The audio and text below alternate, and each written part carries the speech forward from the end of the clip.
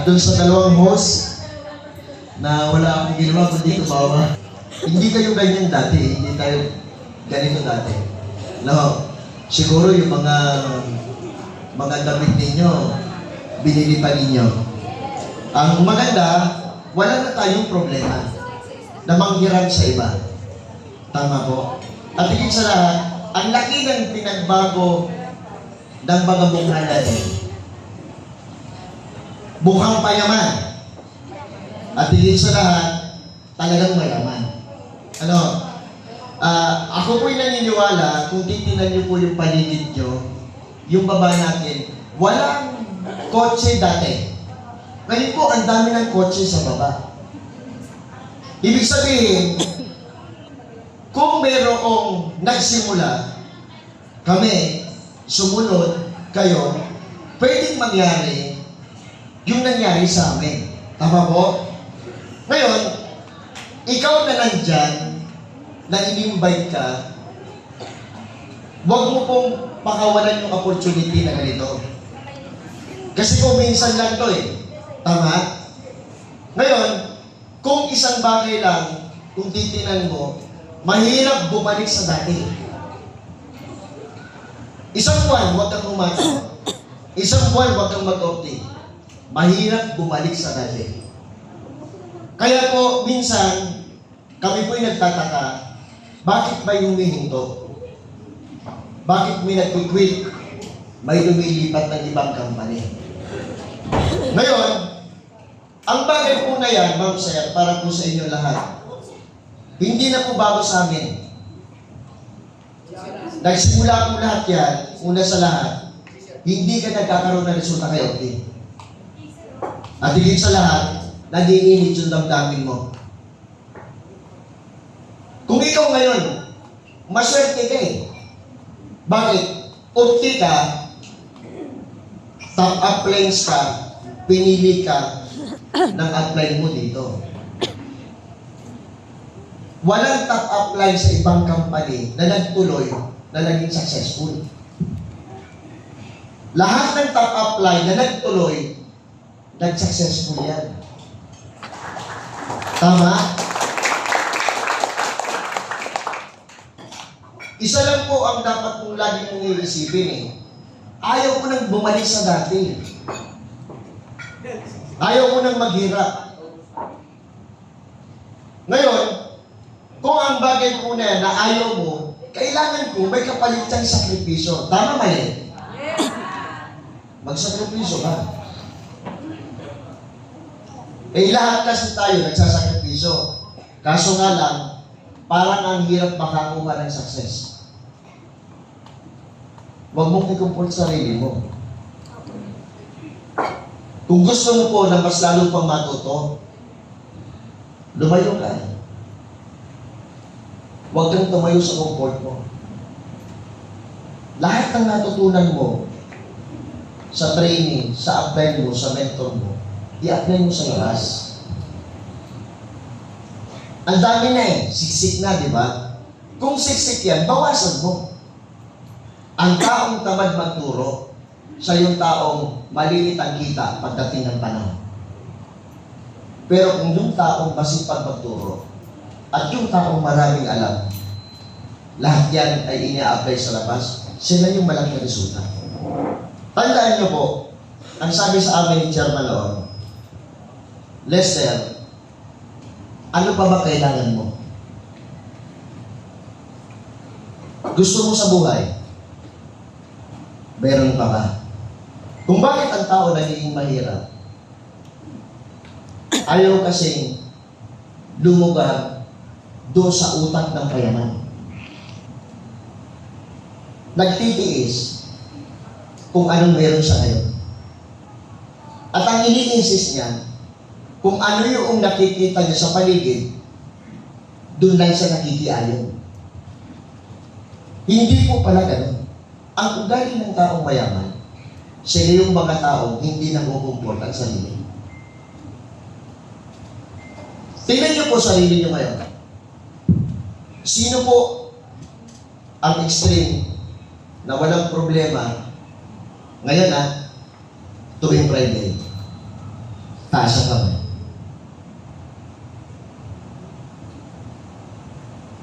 tayo may pinagdadaanan. Lahat tayo, kulang pa kasi ang resulta natin. Tama, mali? Tama. Huwag kang titingin, una na, sa payout mo. Tama eh. Ang tingnan mo, yung payout ng baba mo. Tama. Kasi kapag malaki na ang payout ng baba, malaki na rin ang payout mo. Ngayon, kung iisipin na lahat ng top apply, maswerte ka. Hindi ang pinagbabatayan dito, bilang isang top apply, maraming pay. Hindi. Marami pa akong ang dami kong mga tao hinahangaan sa street, totoo lang. Hindi nyo nakikita yan. Wala yan dito sa metro. Visayas, Mindanao, humahataw mag-isa. Pero ang payout, kulang pa sa ginastos sa isang linggo sa pagbaba niya. Kung titingnan mo, gaano kalalim ang determinasyon niya, paano lumaki ang grupo niya. Pero hindi nakakalimot yan sa mga apply na tumulong sa kanya doon. Tingnan mo ang taong motivation. Yung taong laging masigla. Yung taong laging gigil sa pangarap. Sila yung mga taong walang ibang iniisip, baka wala sa hirap. Nung pinag-usap kami personal ni Chairman, ang sabi niya, alam mo, Lester, sobrang swerte na lahat ng opinions. Bakit? Ngayon lang ako naglaan ng sarili ko sa lahat ng opinions na tumulong. Hindi ako tumutulong sa ibang mga tao kung hindi pa lumapit. Totoo yun. Hindi ko naman kilala ang mga opinions na yan, pero bakit ganito ako tumulong? Kasi yun talaga puso ko. Pwede po ba, Chairman, hindi na maging puso lang? Kaya nga, ini-insist ko, ganito gawin mo. Sabihin, tayong lahat ng top apply, katwang ka ng kumpanya na may-ari. Hindi ka po pabigat. Tingnan niyo po, ang extreme on na nagsisimula. Konti lang kayo. Di ba Marilis at yung founders? Totoo yun. Believe ako sa leadership, una na ng Marilis. Believe na ang extreme na pinakamalaki. At sa mga founders ng mga kababaihan, ilan na ang lalaki dito? Jaime Dondon. Tama? Pero bakit lumaki ang extreme? Alam niyo po kung bakit? Kasi open. Tumulong ang lahat ng pro-society at ang apply para lumaki.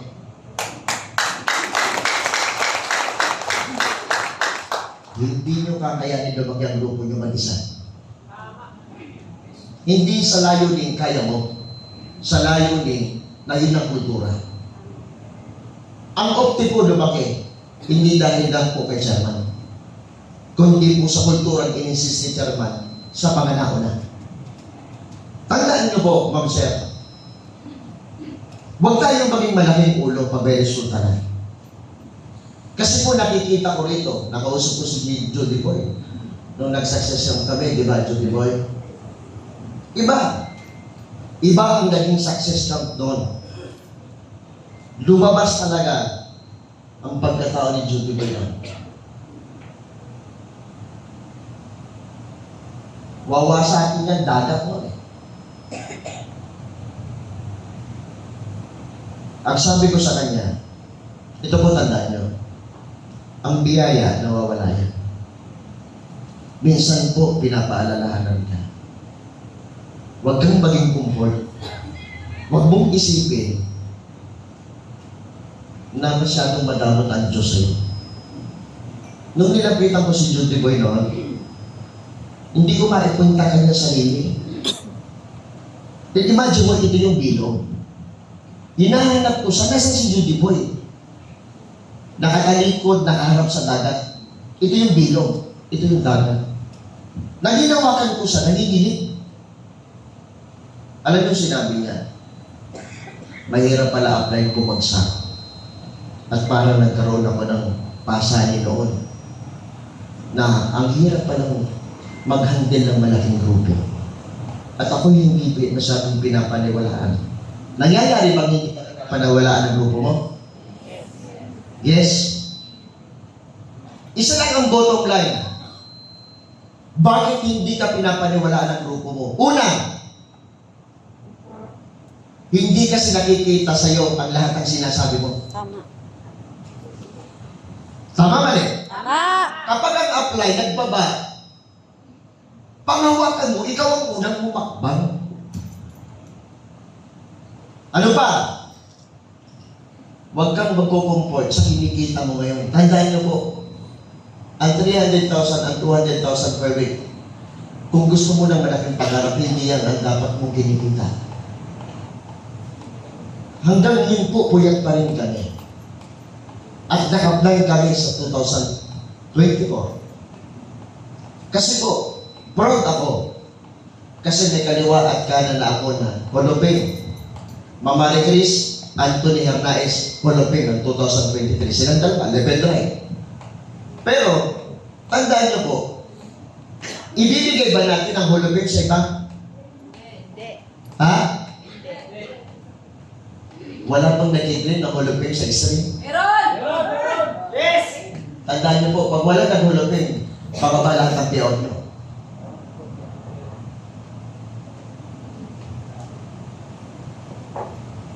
Kikita mo kayo.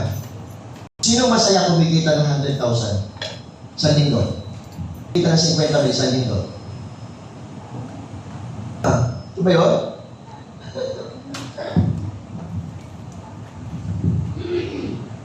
Minsan, tinan po ang Negros po nung nagsisimula ako, nabit ko na yung doon ni Mama Cristo. Yung sa highway. Mag-isa. Pero ito lang, Yes!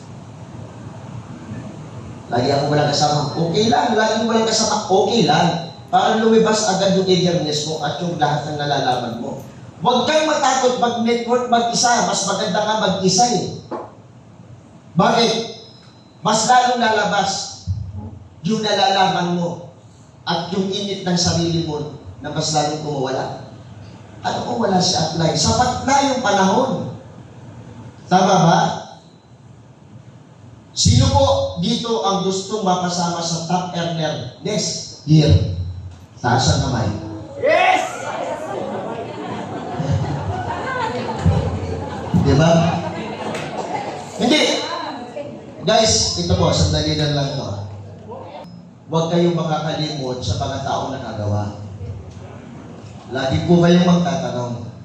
Iba na po ang laban. Laban para sa pangarap. Hindi laban sa top earner. Tanag mo ang top earner, kayang solusyonan ang hirap. Huwag kang nakadepende sa kilos ng ilalim. Nakadepende ka kung ano po ang roadmap ng buhay mo araw-araw. Kung maka-apply mo at kung ang ilalim mo ay walang kataw, huwag kang dumepende. Hanap ka ng panibagong tao o linya na kailangan mong gawin. Yes!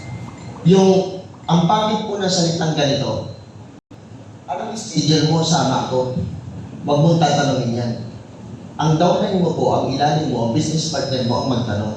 Apply, meron ka bang araw na bakante? Hindi po laging ang resulta po ay nasa inyo. Minsan po, merong mga grupo na namamayagpag na hindi niyo po napapansin. Pero kung tatanungin niyo po ang sarili niyo, kontento na ba ako? Kontento na po kayo sa kinikita niyo ngayon, okay? Hindi pa. Huwag kang babalik sa empleyado. Ituloy mo yung laban. Kasi po, tinalikuran mo na, huwag mo nang balikan. Kasi alam mo yung hirap doon. Mali, masarap pa sa empleyado. Tayo doon na lang. Tama? Pero, yung success, tingnan niyo po, ano ang naghihintay? At ano ang meron? Una sa lahat, hindi na natin problema ang bayarin sa kuryente, tubig at bahay araw-araw. Kung problema mo pa yan, isa lang gawin mo. Tapatan mo o higitan mo ang hataw mo ng mga nauna. At ako'y nagpapasalamat una na sa lahat kay Chairman, ibang mag-guide. sa mga founders, kay Ma'am Marie Chris, saludo ako sa inyo. Nahawakan niyo po itong top up lines. Huwag mawawala ang top up lines. Mawala man ang grupo, at least unido ang top up lines, ang founders, yan dapat ang patuloy po nating bigkisin. Bukas ang pinto. Nandito lang ako.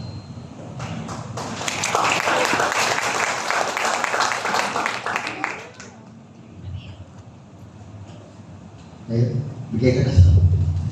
Okay? Pwede ba natin tanong?